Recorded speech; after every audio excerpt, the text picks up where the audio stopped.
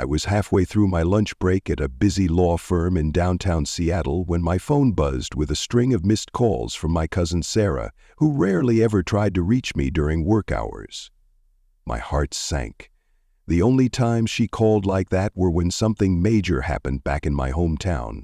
She and I had grown up together on my grandfather's farm, a stretch of land in rural Washington state that held generations of memories. After finishing my law degree, I rarely visited, wrapped up as I was in my city life and career ambitions. Still, her insistent calls that day stirred a familiar dread.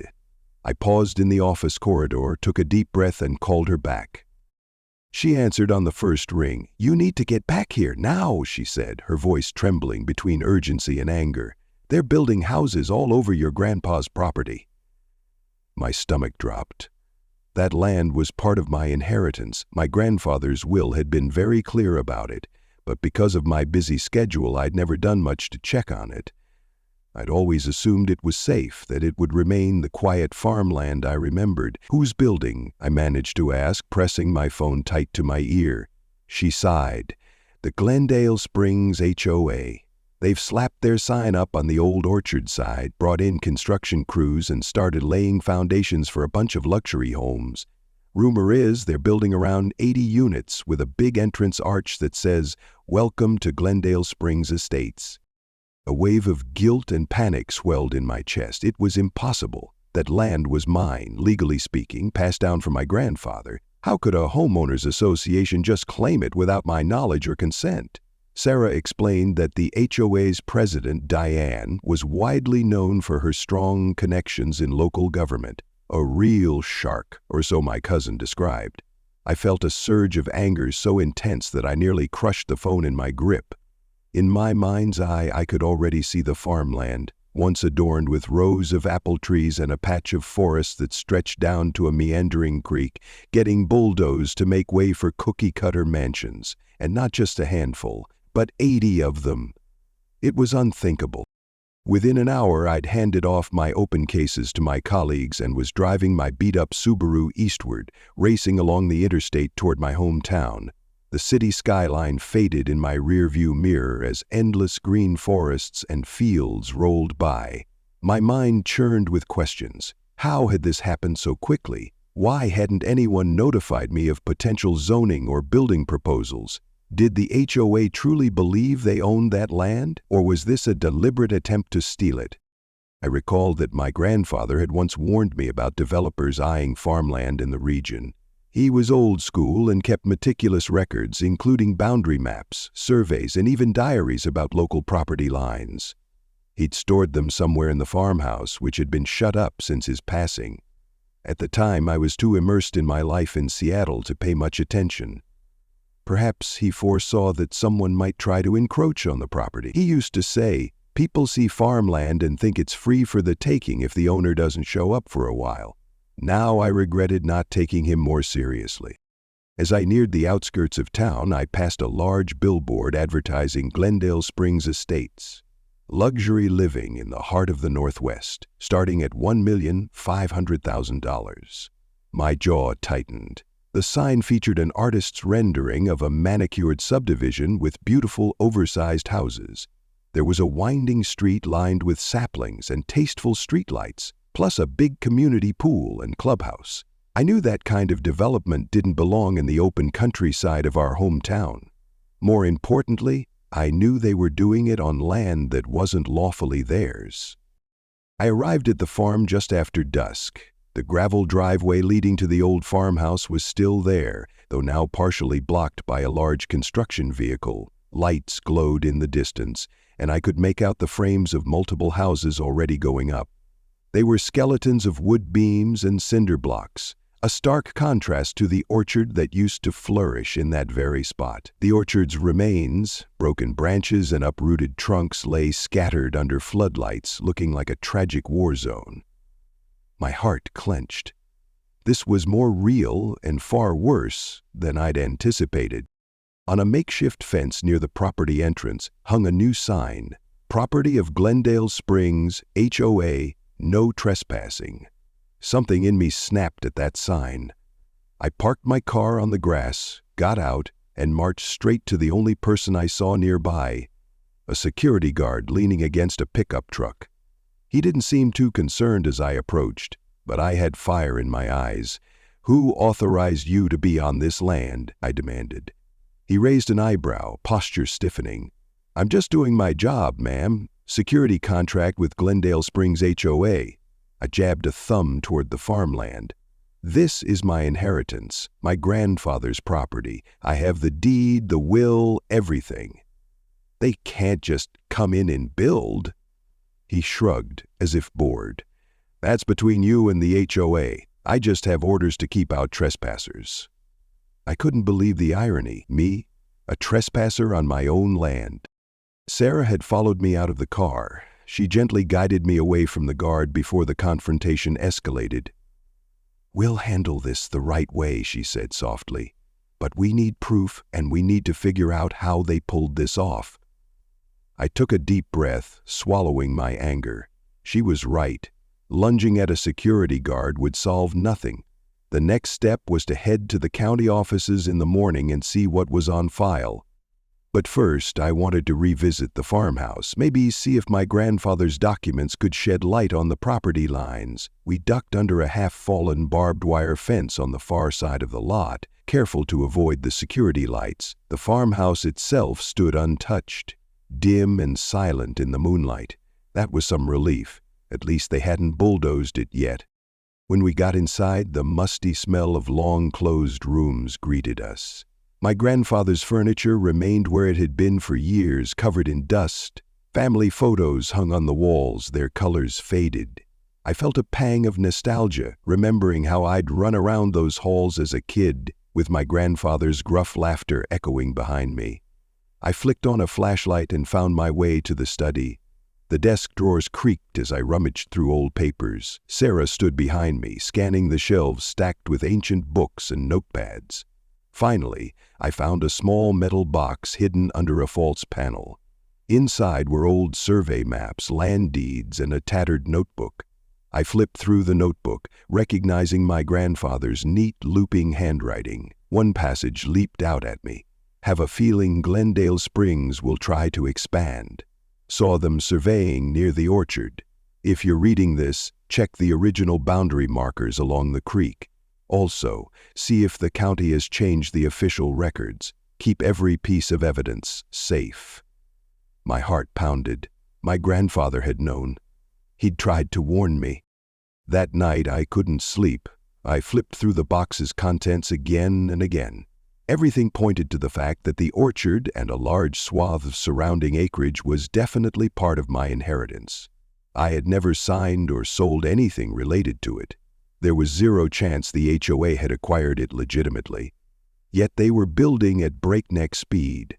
What was their plan? To finish the homes and sell them before anyone could challenge them? The next morning, Sarah and I drove to the county recorder's office. The building was a small, bland structure near the center of town. An elderly clerk, Edna, stood behind the counter, greeting us politely. I placed my grandfather's deeds on the counter. "I need to see any recent filings or surveys for this property," I said, trying to keep the frustration out of my voice. Edna typed in the parcel number, squinting at the screen. After a moment, she frowned. "There's a new record from about 6 months ago stating that Glendale Springs HOA purchased this section of land from a third party named Redwood Development. The boundary lines seem to have been redrawn, giving the HOA everything from the orchard down to the creek." My stomach lurched. "That's impossible," I said. "My family never sold this property." "And Redwood Development? I've never heard of them." Edna gave me a sympathetic look. "Let's print these out." She handed me a stack of documents that looked semi-official but felt entirely wrong. Sarah peered over my shoulder, whispering, "No way these signatures are legit." As we read further, it became clear that some suspicious boundary line changes had been pushed through. The signature on the sale agreement didn't match any known name in my family. It was reminiscent of my grandfather's name, but spelled differently. The notary stamp looked fishy, too, like someone had either forged or manipulated it. The clerk confirmed she had never seen me come in to handle any sale document. She remembered my grandfather from years past, but said she never processed a single transaction for him in his final months. The anger I'd felt the night before began boiling in me again. The Glendale Springs HOA had apparently orchestrated a sale with a shadowy developer to legitimize their claim. That was brazen fraud. I clenched my jaw, forcibly calming myself. Next step, gather as much evidence as possible, then file for an emergency injunction to halt construction. Good thing I was a lawyer by trade, though not specialized in real estate. Still, I knew enough to put up one heck of a fight. Leaving the recorder's office, Sarah and I headed to the county courthouse. We explained the situation to a legal clerk, who advised us to get a formal survey done ASAP, then present our evidence for a restraining order against the HOA. But these things take time, the clerk cautioned. Given how big Glendale Springs is, they'll have lawyers and they'll likely fight every step. That didn't deter me. I'd fight this battle until I got my land back. We scheduled a hearing for the following week, the soonest available date. In the meantime, the clerk suggested we talk to the county surveyor to get an official statement about the boundaries. Unfortunately, the earliest the surveyor could come out was another week away. The timeline was excruciating, especially knowing construction was ongoing. Back at the farm, we decided to take matters into our own hands. My grandfather's notebook indicated there were iron stakes near the creek that marked the original boundary. We trudged through the orchard remnants and down a slope, searching the underbrush. Sure enough, after an hour of hacking away at vines and weeds, we uncovered a pair of old rusted stakes. Each was driven deep into the ground with a small metal plate stamped with the year 1967. Right next to them stood a battered no trespassing sign, half buried in leaves and dirt. Sarah snapped photos of everything, capturing the GPS coordinates for good measure. If the official county records from the 1960s matched these markers, we had a strong argument that Glendale Springs was trespassing on land that was never theirs to begin with. That very afternoon, we faced our first big challenge from the HOA. As we were climbing back toward the farmhouse, we heard a commotion near the driveway. A middle-aged woman in a crisp blazer was berating the security guard from the night before, demanding to know why we were prowling around. She spotted us and marched forward, her expression pinched.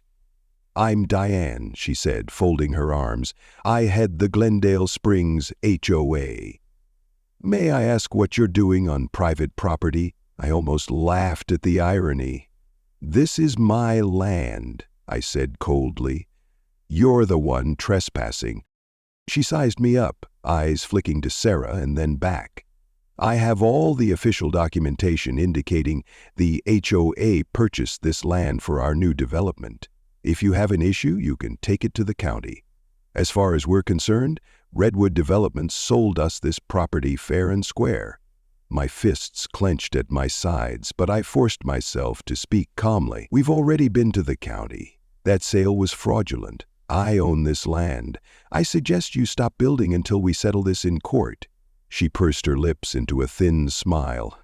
"With all due respect, I doubt you have the resources to challenge us. Glendale Springs has dozens of homeowners and a robust legal fund. I suggest you accept reality before you waste your time." She turned on her heel and strode off, the security guard trailing behind her. My blood simmered. Diane wasn't just confident, she seemed certain she could steamroll over me. But if that exchange told me anything, it was that she underestimated my determination. I wasn't some clueless absentee owner. The fact that I was an attorney gave me more leverage than she realized. We got back to the farmhouse, spent the evening spreading out my grandfather's documents, comparing them to the suspicious sale papers from Redwood Development. The differences were glaring. Signatures mismatched, survey lines were blatantly redrawn. I even found references in my grandfather's old records to an environmental restriction near the creek, designating part of the land as a protected wetland. If Glendale Springs had started building on that zone, they were breaking state and possibly federal law as well. The next morning, I contacted a local attorney friend, someone I knew from law school who specialized in real estate. His name was Mark, and although we hadn't kept in close touch, he was more than willing to help. We spent hours reviewing everything. Mark agreed that the case was a clear instance of fraudulent conveyance, though proving it would require thorough documentation and a likely court battle. He suggested an immediate cease and desist letter to Glendale Springs, which we drafted that afternoon. Sarah delivered it to the HOA office, an impressive brick building on the edge of town. She said the receptionist looked rattled, but we never got an official response. Within days, Glendale Springs retaliated in subtle ways. The farmhouse suddenly lost water service, with the utility company claiming non-payment. Electricity flickered off the next morning. Phone and internet lines were under maintenance for hours. It seemed that every day a new inconvenience cropped up, as if the HOA was pressuring me to leave. I started driving into town to use the library's Wi-Fi just to send emails about the case. The petty harassments only fueled my resolve, especially when I recalled my grandfather's stories about small-town corruption. He once said, "The bigger the bullies, the harder they fall when truth catches up to them." We persisted. Mark secured an emergency hearing date, convincing a judge that Glendale Springs was constructing at breakneck speed and could cause irreparable harm if they reached completion. That hearing was set for the following Monday. In the meantime, we prepared affidavits from neighbors who'd known the property for decades, photos of the orchard from old times, and the newly discovered boundary stakes. We also managed to get the attention of a local environmental group, who were outraged at the possibility of a wetland being drained or filled for development. They agreed to send an investigator to check on the creek area. As the hearing approached, tension in the town soared. Some locals supported Glendale Springs, believing the new homes would boost property values and bring in wealthy residents. Others, especially the older generation, stood by me, recalling how the farmland had been part of the community's heritage. Small businesses took sides, some hoping to benefit from affluent newcomers, others worried about losing the rural charm that defined our town. The entire situation felt surreal, as if we were at war over a piece of land that, until recently, had been mostly peaceful and unoccupied. Monday finally arrived. The courthouse was packed, curious onlookers, journalists from the local newspaper, and members of the HOA. I spotted Diane at the front with two lawyers dressed in sharp suits. They looked almost smug. My heart pounded as the judge, a graying man named Judge Powell, called for order. Mark presented our case, detailing the fraudulent deed transfer and referencing the original survey. He insisted on a temporary restraining order to halt construction until ownership was clarified. Diane's attorneys countered with a barrage of legalese, claiming Redwood Development had every right to sell, that the boundary lines were updated, and that my documents were outdated relics.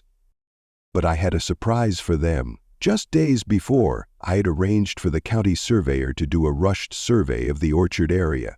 He had confirmed that the old stakes matched the official records from the 1960s, and that Glendale Springs' new lines were, in his words, inconsistent with historically recognized boundaries.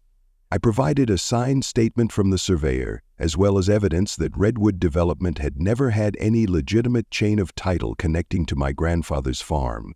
The judge's expression grew stern as he reviewed the paperwork. Diane's lawyers began to squirm. Judge Powell temporarily halted all construction.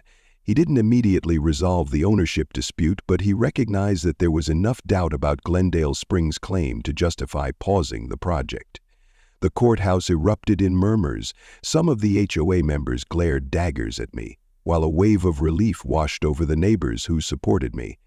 Diane lifted her chin defiantly, though her eyes flashed with anger. For me, it was a partial win. I'd bought time to gather more conclusive proof, and time to protect the land from being further desecrated. Soon after that hearing, Glendale Springs escalated its tactics. I began receiving thinly veiled threats in the mail, anonymous notes urging me to drop the lawsuit for my own good. Someone spray-painted "Sell Out" on the side of the old barn. Worse, I noticed strangers loitering near the farmhouse at night. Sarah, worried for my safety, insisted that we install cameras and motion sensor lights. We also took turns keeping watch, sleeping in shifts. It felt like a bizarre siege, as if we were defending a fortress from invisible invaders. But the sense of community around me grew stronger. A handful of neighbors volunteered to help keep watch or bring over home-cooked meals. They believed in the farm's significance and stood by my side. A week later, the local environmental group concluded their investigation of the creek. They found that Glendale Springs had indeed started altering the creek's flow to accommodate drainage for the new houses. Heavy equipment had dredged part of the streambed, risking erosion and potential harm to fish habitats. The wetlands area, designated by the state, was partially filled with gravel. Mark quickly relayed this new evidence to the judge, who scheduled a second hearing focusing on possible environmental violations. Diane's lawyers tried to dismiss it as inadvertent, but the environmental group's photographs told a different story. By the time the second hearing rolled around, the story had become front-page news in our county. HOA v. local landowner, fraud or mistake, read one headline. Another insisted, protected wetlands under threat from luxury development. The courtroom was even more crowded than before, with activists, local TV crews, and outraged citizens jammed into every seat. Diane took the floor, attempting a cool, collected front, but I could see cracks in her demeanor. She insisted Redwood Development had assured them the property belonged to them, and that Glendale Springs acted in good faith, but the judge wasn't buying it. He was especially concerned about the wetlands violation. Standing before the judge, I presented my grandfather's notes. I read excerpts that specifically warned about that wetland, how the orchard had been carefully managed to avoid disturbing the creek. I explained that my grandfather had left these records to ensure no one would destroy the natural habitat. Diane's lawyers objected, calling it sentimental nonsense. But the judge let me continue. Perhaps he sensed the authenticity of those words, the genuine care my grandfather had for the land. Then the environmental investigator testified, systematically proving Glendale Springs had violated multiple regulations. By the end of that hearing, the judge took things a step further. He not only maintained the construction halt, but also fined Glendale Springs for the environmental damage. Diane looked livid, her lawyers flipping frantically through their legal pads. Once again, it wasn't a final resolution of ownership, but the tide was clearly turning my way. We were building momentum. Outside the courthouse, a small crowd of supporters cheered me on, while a few furious HOA members shouted that I was killing progress. My mind spun with conflicting emotions. I hated that this fight had become so public and divisive, yet I was grateful that the truth was coming to light. Over the following days, Glendale Springs tried new intimidation tactics. They passed out flyers around town accusing me of anti-development hysteria. They claimed my grandfather's farmland was abandoned and that I was holding the community hostage by refusing to sell. Their narrative was that I was preventing job creation and economic growth. But these allegations started to backfire, especially as more residents learned the real story, that the land had been stolen through fraud. The local newspaper interviewed me, giving me a chance to explain my side. I spoke about my grandfather's legacy, the evidence of forgery, the vital wetlands, and the fact that Glendale Springs had bulldozed half the orchard in a matter of weeks. Public opinion began to shift. Even some of the folks who initially supported the idea of new luxury homes started questioning the HOA's ethics. Meanwhile, Mark and I dug deeper into Redwood Development, this so-called entity that had sold the orchard to Glendale Springs. We discovered it was a shell company, registered in another state with minimal information available. No known offices, no legitimate track record. We suspected it was created solely to push through this bogus land deal. If we could link Redwood Development directly to Diane or someone inside Glendale Springs, we'd have a strong case for fraud and conspiracy. Late nights turned into early mornings as we scoured digital records, filing public information requests, and sifting through financial documents. In the midst of this turmoil, a spark of hope emerged. One of the older employees at the county recorder's office remembered a strange visit from a man claiming to represent Redwood Development. She said he tried to rush the paperwork through, appearing nervous and evasive when asked for additional identification. The employee had filed an incident report, suspecting something shady, but it seemed to have been lost or buried. We tracked that lead down, convincing the county clerk to let us review archived records. Sure enough, we found the employee's typed statement describing a visibly anxious man who provided incomplete documents. That was a goldmine of evidence to show Redwood's sale might have been invalid from the start.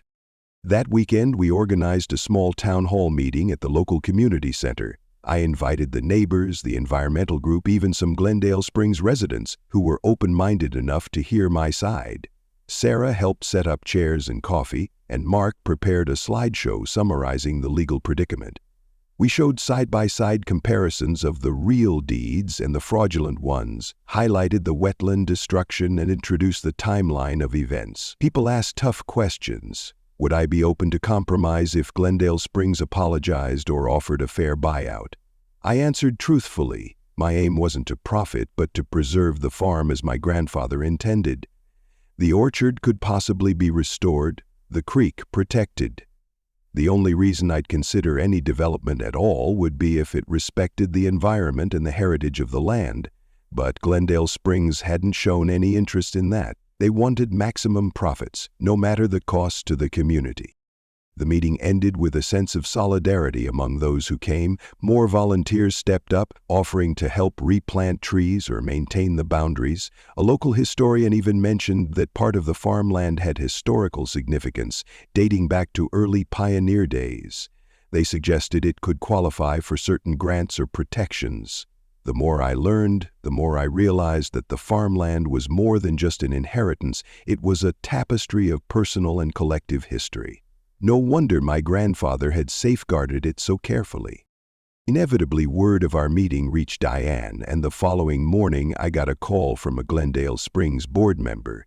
She sounded uneasy, almost apologetic, saying that Diane wanted to arrange a sit-down conversation.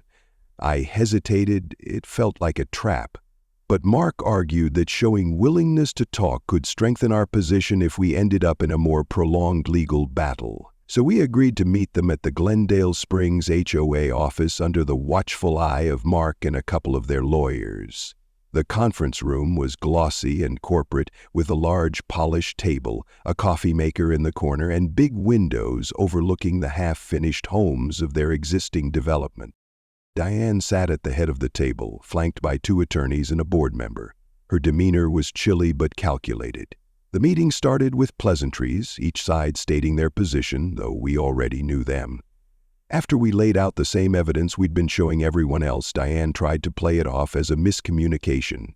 She claimed Redwood Development had provided them with all the right paperwork, and Glendale Springs was merely an innocent buyer. Mark leaned forward, reminding her that our investigation was uncovering direct signs of fraud.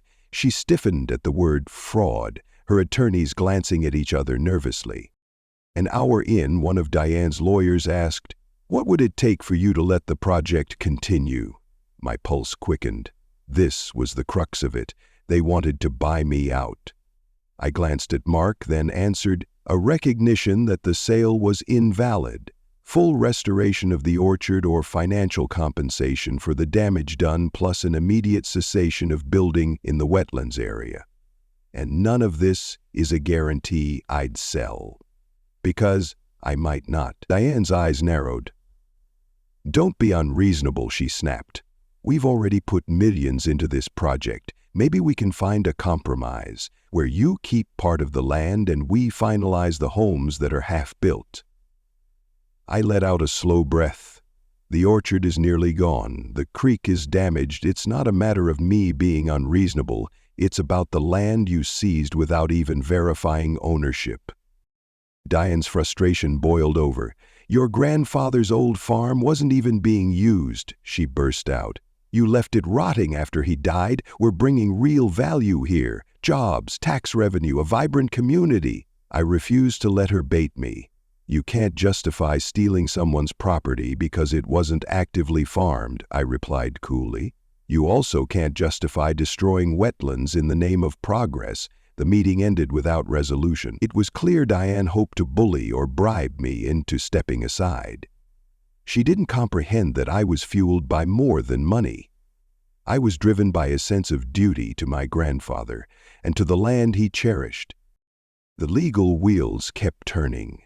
We had another court appearance on the horizon, this time a more comprehensive hearing that would delve into the authenticity of the Redwood development sale. Meanwhile, Glendale Springs was hemorrhaging money.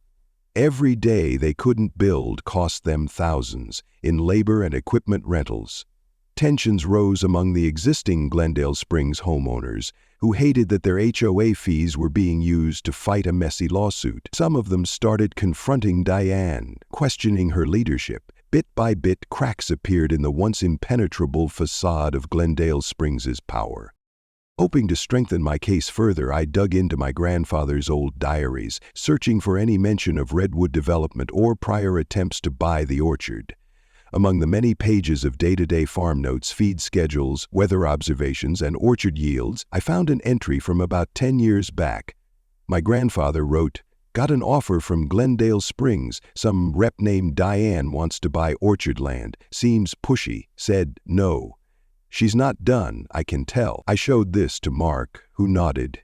"This Diane's been after the property for years. Her claim that Redwood Development was the seller? She probably orchestrated that entire charade behind the scenes, using the company as a front."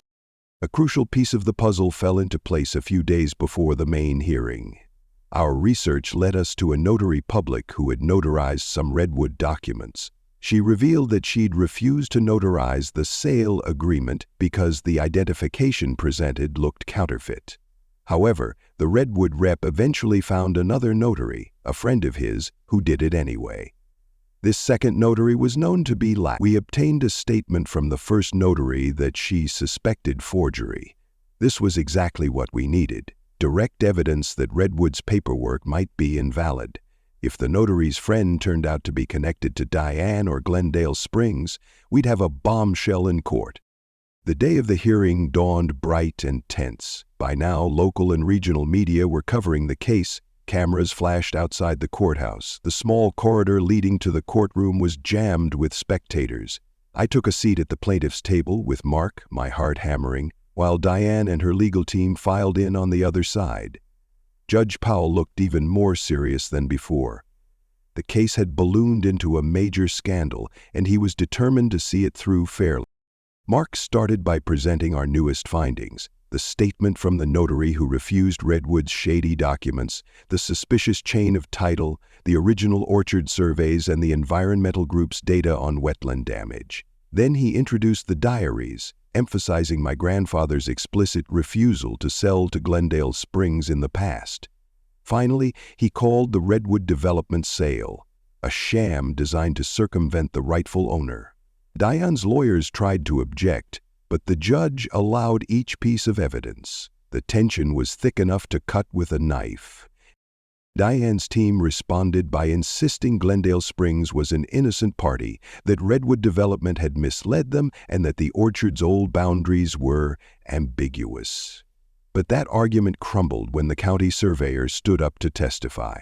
He firmly declared the orchard's boundaries had been well established for decades. Then the final nail in the coffin landed.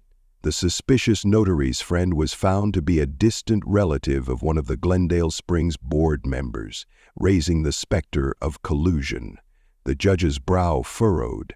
Diane's attorneys fumbled for explanations, but the damage was done.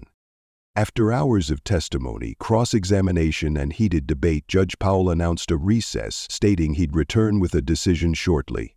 Everyone poured into the hallway, nerves frayed. Diane paced, scowling. Her attorneys huddled around her, whispering frantically. I tried to keep calm, but my stomach was in knots. When we were called back in, the judge wasted no time. He declared the Redwood development sale likely fraudulent. He upheld the restraining order against Glendale Springs. He instructed local law enforcement to investigate Redwood Development's role further, and he announced that, pending final verification of all deeds and surveys, the orchard and the adjoining acreage belonged to me. On top of that, he warned Glendale Springs they faced potential civil and criminal liabilities if it was proven they knowingly conspired with Redwood. The courtroom erupted. Some people cheered while others hissed. Diane sat in stunned silence, her face paling. I slumped in my seat, relief washing over me like a wave. It wasn't a total end.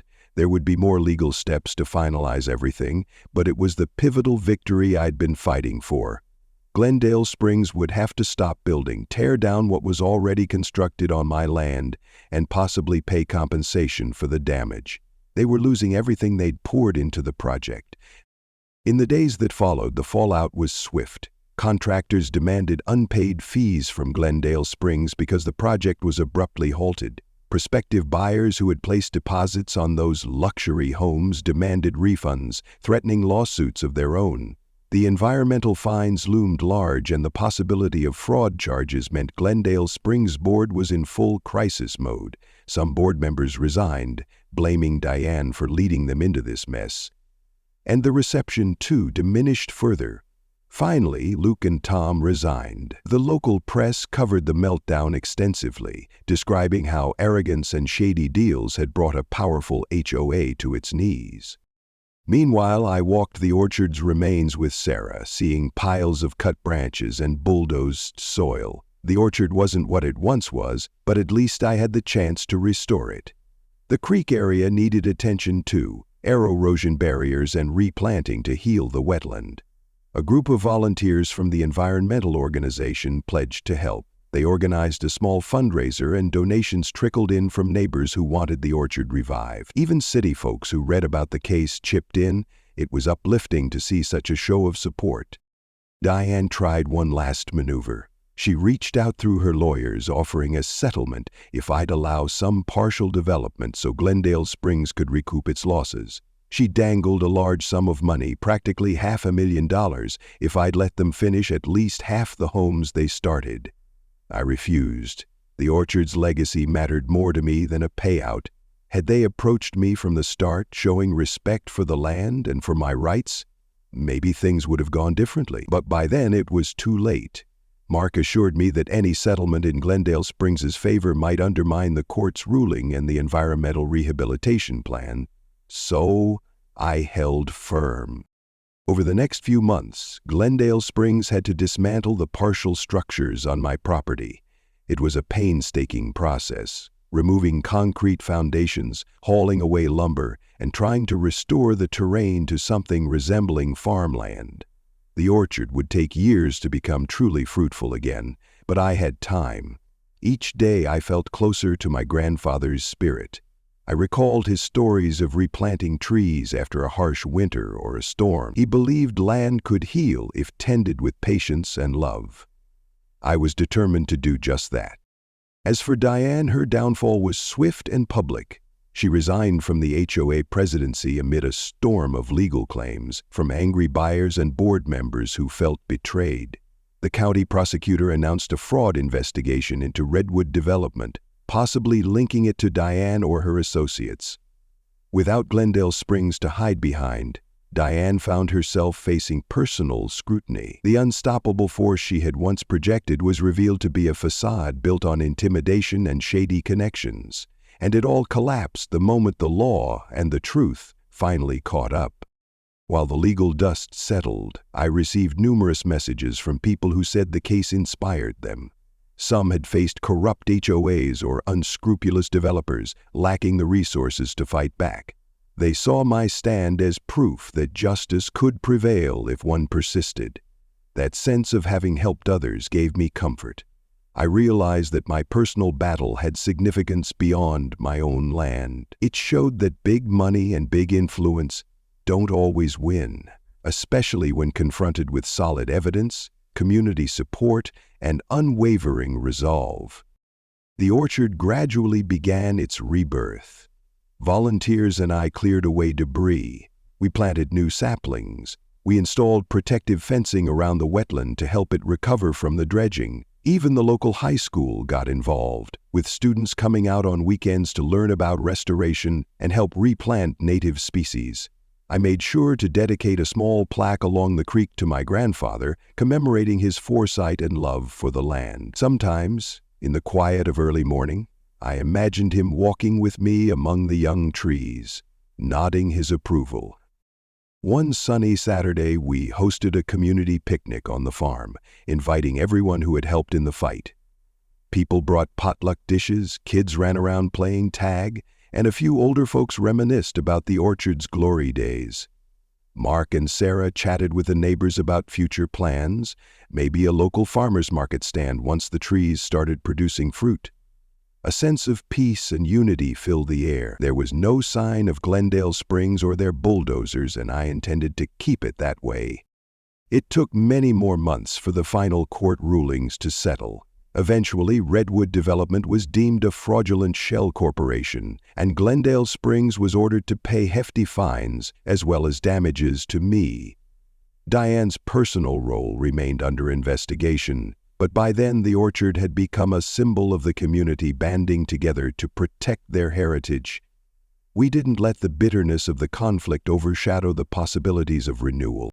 During the entire ordeal, I learned a profound lesson about resilience and the value of standing up for what's right.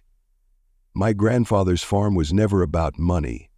It was about carrying forward a legacy of stewardship, caring for the land, respecting its natural beauty, and ensuring it remained a cornerstone of our town's heritage. Through all the threats, the legal wrangling, and the heartbreak of seeing the orchard uprooted, I discovered that fighting for something meaningful can unite a community in ways you never expect.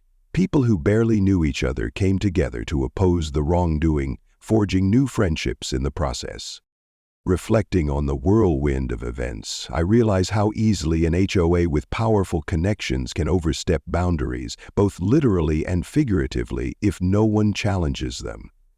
Diane counted on intimidation and quick construction to bulldoze away any resistance.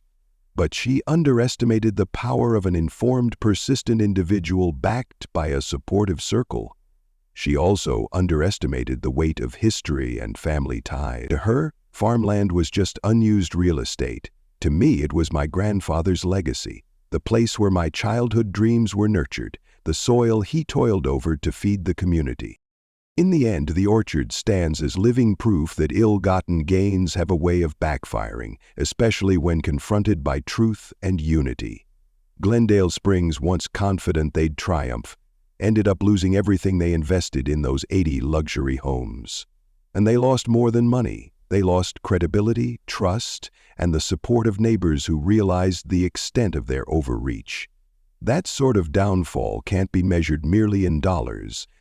The best part of reclaiming the orchard wasn't just my personal relief or even the sense of vindication.